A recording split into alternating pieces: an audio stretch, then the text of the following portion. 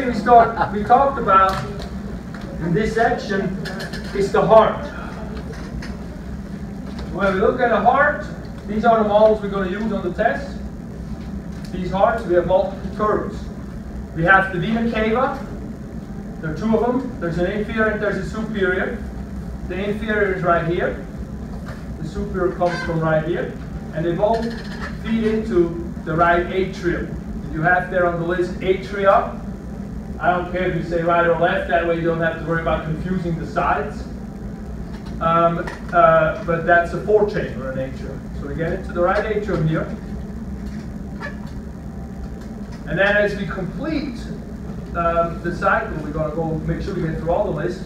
But from there, we then go through an atrioventricular valve into the ventricle, to the right ventricle. So we got two sets of valves. We got the atrioventricular valves and we got the semilunar valves. On the test, I just want you to tell me if it's an AV valve or it's a semilunar valve. But there's two of each. And so the one I go through here is from the right atrium to the right ventricle, and that's the right atrioventricular valve or AV valve. Sometimes they also call that the tricuspid valve. So then we are in the ventricle, in the right ventricle. And from the right ventricle, we're going to move up into what's known as the pulmonary trunk. It's a blue vessel that leaves the heart. Remember, vessels that leave the heart are arteries and not veins, but the color represents if it is oxygenated or deoxygenated. And so this is the pulmonary trunk, which then immediately splits into pulmonary arteries. I do not ask you the arteries on the test. I just want you to know the pulmonary trunk. Okay? Then we go to the lungs, we fill up the blood with air, with oxygen, and we come back and return this oxygenated blood into the left atria through the pulmonary veins. And the pulmonary veins is the second term of the list over there. So these are actually red and they're veins, so you've got to be careful. Don't get confused on the test. The veins means vessels that go into the heart, even if they're red. So we are then in a left ventricle, left atria, and from there we go through another AV valve into the left ventricle.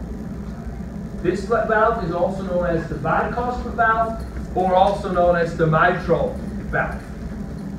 And from the left ventricle, we're going to then take a turn that goes back here, which you can hardly see unless you go into it and look at it.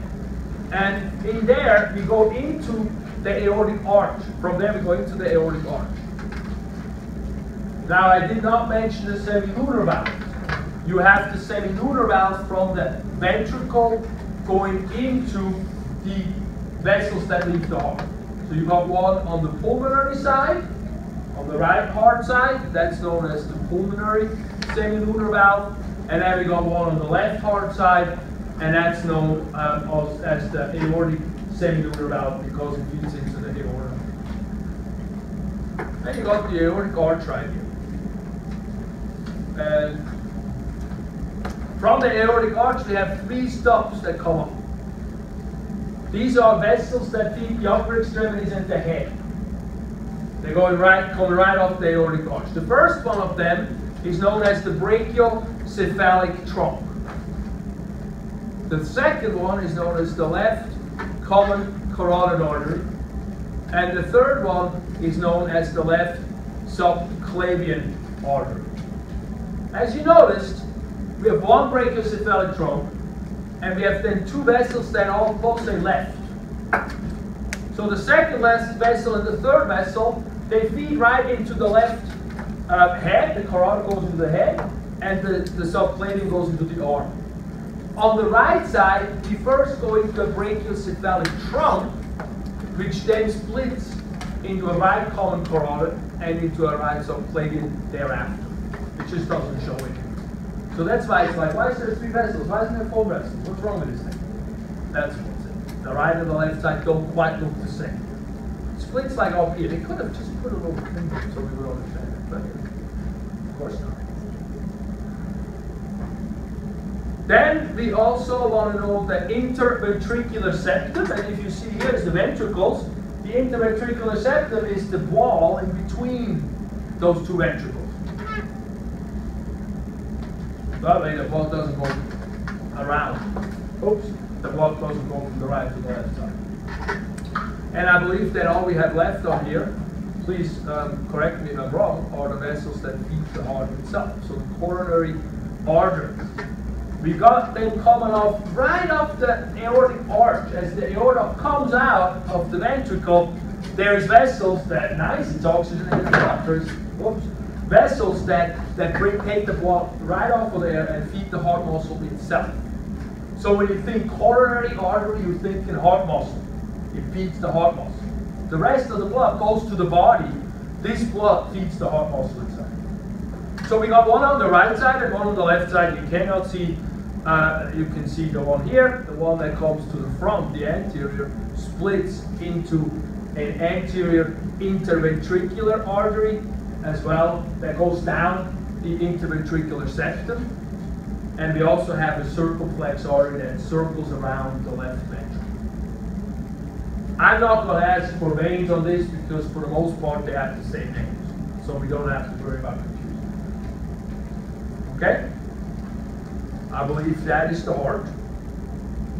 And then we go to the blood. And when we look at the blood, we take one of these blood smear slide things, which should represent what you see through a microscope if you blow it up and you actually focus it right. And we have a few round structures on there, so we got all these red dot things. And the red dots are red blood cells. They're erythrocytes, if you want to use the technical terms. And then we got a whole bunch of other ones, and we actually can kind of group the other ones into two main groups.